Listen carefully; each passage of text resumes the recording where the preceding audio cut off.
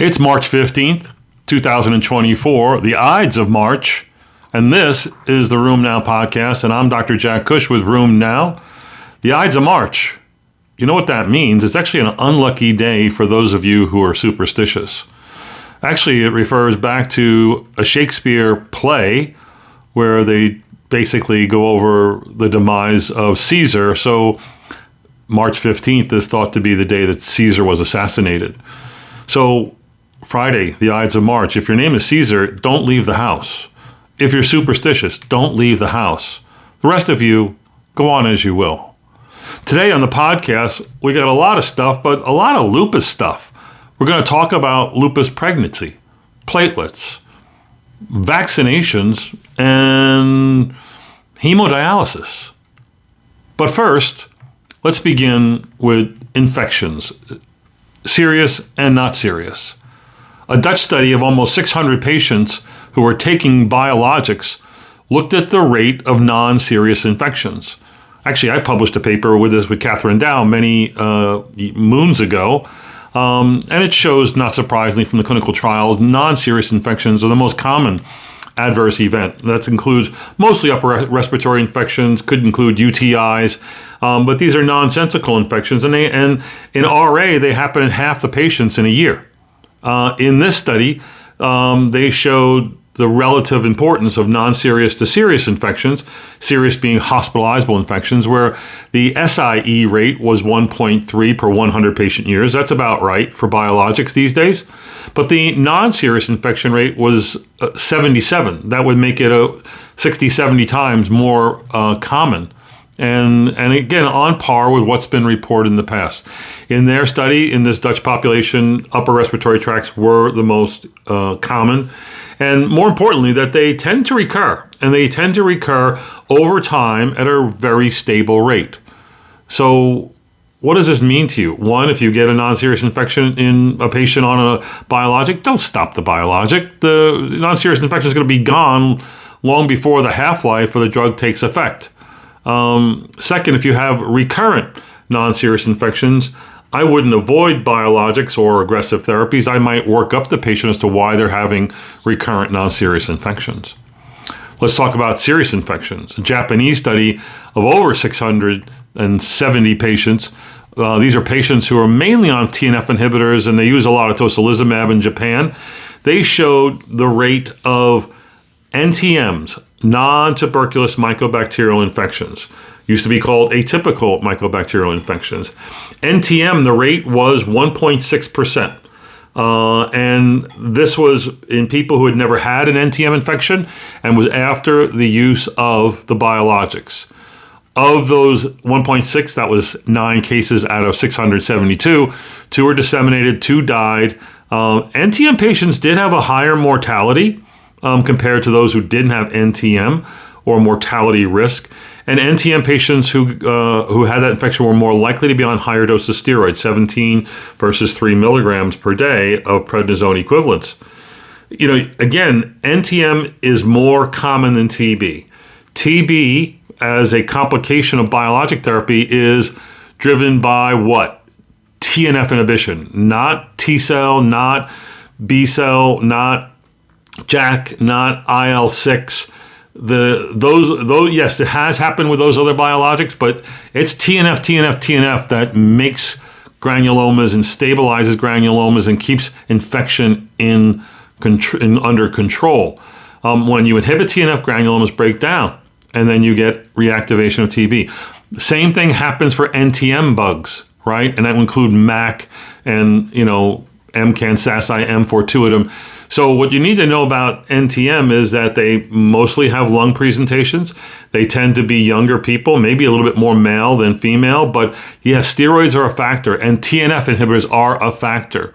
The good news is that you can, treat them and that problem will go away, but you probably should take them off the TNF inhibitor. Another serious infection was covered this week because I listened to a great grand rounds by famed GI specialist, Dr. Byron Cryer, who is the chief of internal medicine and gastroenterologist, who I worked with at Southwestern for many years Byron's like upper GI, peptic ulcer disease, NSAID complications. Fabulous lecture. He talked about H. pylori and a few facts I put up. One, H. pylori is actually acquired during childhood in most of us. I always thought that I got H. pylori and got it treated and did so much better, but I didn't have developed dyspepsia until I was in my 30s or late 30s. And then I got treated and never taken another drug since then for dyspepsia. But anyway, it starts in childhood. It remains dormant until activated under many different stressors, sometimes being age-related or acid-related. It can be associated with stomach ulcers and cancer, but usually is not a cause of dyspepsia. And I found that surprising. The other tidbit that I learned from him is that while there are many tests, there's a breath test, there's a biopsy test, we often do serologic tests. And while they're okay in an initial diagnosis, after someone has been treated and for eradication, you still may have a positive serology in up to 25%. So repeat serologic testing in patients previously treated for H. pylori is probably not going to be beneficial. There was an interesting study of the safety of ixekizumab, the IL-17 inhibitor. This was basically a compilation study of over 22,000 patient years of exposure from 26 different RCTs where ixekizumab was used in adults with either psoriasis, psoriatic arthritis, radiographic SPA and non-radiographic SPA. And the main common side effect, as we said earlier, with non-serious infections is nasopharyngitis. And again, those numbers did not increase over time, remained stable.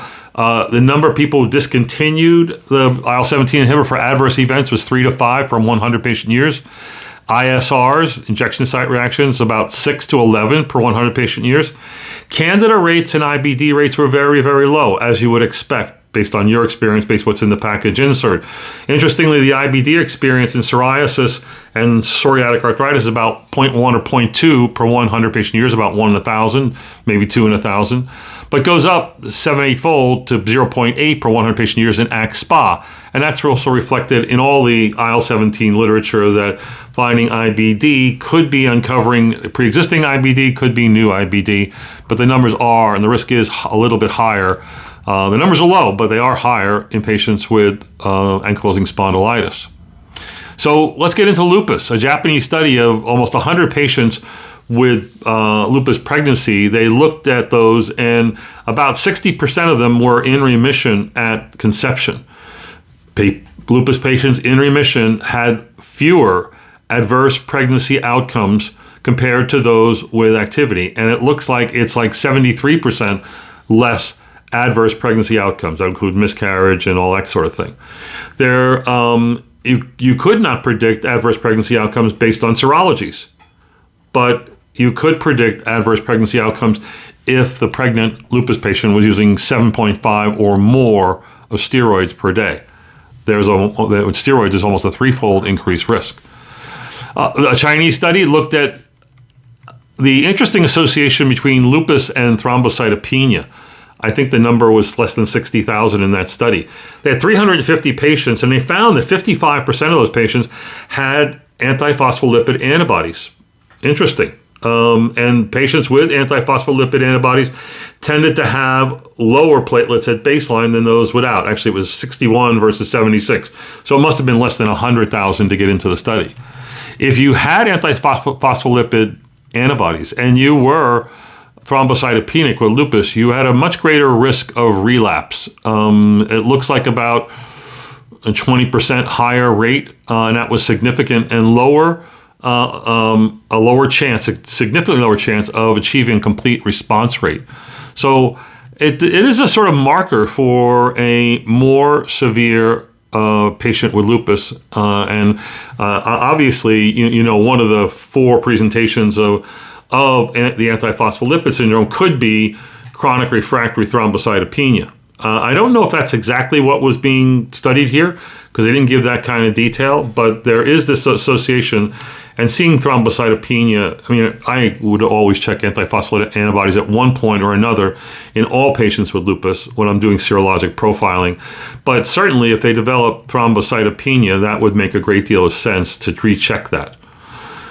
There is this folkloric, sometimes thought to be true, adage that lupus patients who go on hemodialysis go into remission, and many of them don't need to be treated further for lupus. I know from my own experience that this is sometimes true, but not always true. Yet I found a study this week that looked at a cohort of 137 patients with lupus who were starting hemodialysis. At the start of hemodialysis, 67% were not taking lupus therapies. So that's kind of encouraging. More importantly, the longer they stayed on hemodialysis, that 67% went up to 76% at 1 year, or 83% at 3 years, where they were not taking lupus immunosuppression. Nonetheless, lupus can still flare in patients on hemodialysis. They found that the flares were most common in the first year of hemodialysis, that most of the flares were thought to be minor flares that weren't going to change lupus treatment, but that 12% had severe flares that did change the need for further lupus management. So this data sort of supports the notion that this happens. But don't believe for a minute that because your lupus patient's on hemodialysis, that it's going to be peachy keen and all rosy for them. By the way, lupus patients on hemodialysis had higher rates of cardiovascular events. They had higher rates of hospitalizations for infectious events. So they're going to have a lot of other complications related to hemodialysis and related to the chronicity of lupus and that past immune disorder. But don't think that they're not going to have no need for further lupus therapy and whatnot. I have to tell you, the craziest thing I've ever seen, I've seen this 3 times in my career, is someone managing lupus inappropriately and stopping their lupus therapies because they were in renal failure, creatinines 3, 4, whatever, and they figured if they stopped the lupus therapies, their kidneys would fry and they would go on hemodialysis and the lupus would be better and easier to control. I'm telling you, that's a special kind of stupid. Those people did not do well. So never stop lupus therapy in an effort to get the patient faster to hemodialysis. But it is still somewhat true that they will do better as a group. And lastly, this is a negative study, but I think it's important to state that lupus patients who are vaccinated are not at higher risk. Vaccinations do not increase the risk of getting lupus. This is a vaccination study of 17 studies, 45 million people, follow-up at least of 2 years. All vaccinations did not increase the risk. Hepatitis B vaccination, the odds ratio was 2, but the confidence intervals are 1 to 4, so it's not significant. Same for HPV, same for influenza, and same for COVID.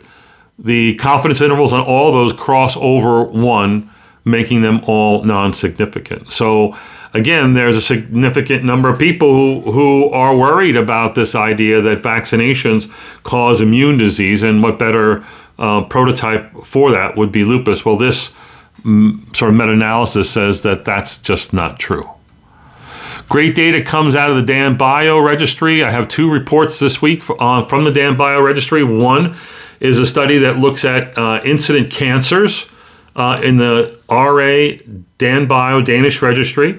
This is looking at almost 22,000 treatment starts using biologics, and basically they showed that in their 96,000 patient years of exposure, there were 1,423 cancers with no overall increased risk of cancer when the patient's exposed to either tocilizumab, sarilumab, abatacept, or rituximab. And that's in comparison to TNF inhibitors. But then they showed some subtle differences. And for all 4 of those drugs, the hazard ratios range from 0.7 to 1.1, non-significant. There was no difference between abatacept and TNF inhibitors, not significant. Nor in the risk of hematologic malignancies when looking at those treated with rituximab or TNF inhibitors. So the idea that, rituximab might be better or whatever, that's not borne out by this data. So again, I think many of you are very concerned about the cancer story when you're using biologics, but don't blame it on the biologic.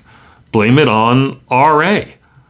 Uncontrolled RA. RA bad enough to get you on a biologic, whether it's abatacept, tocilizumab, rituximab, TNF inhibitor, it doesn't really matter, is bad enough disease that you're going to be at higher risk for many different kinds of malignancies. And that's what you should worry about.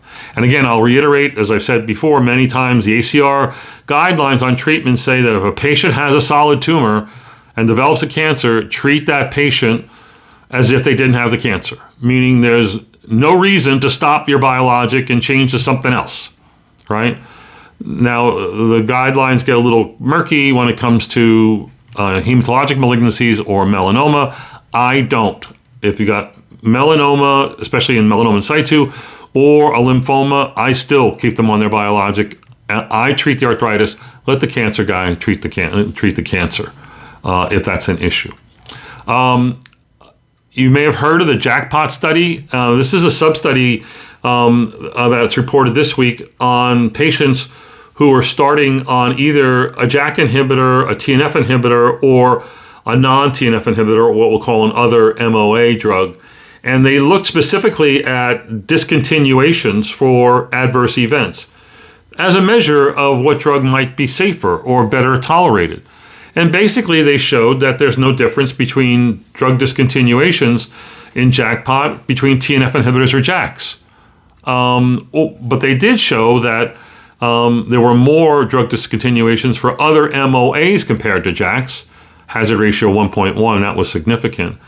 They showed that TNF inhibitors had less discontinuations compared to tofacitinib, and that was significant.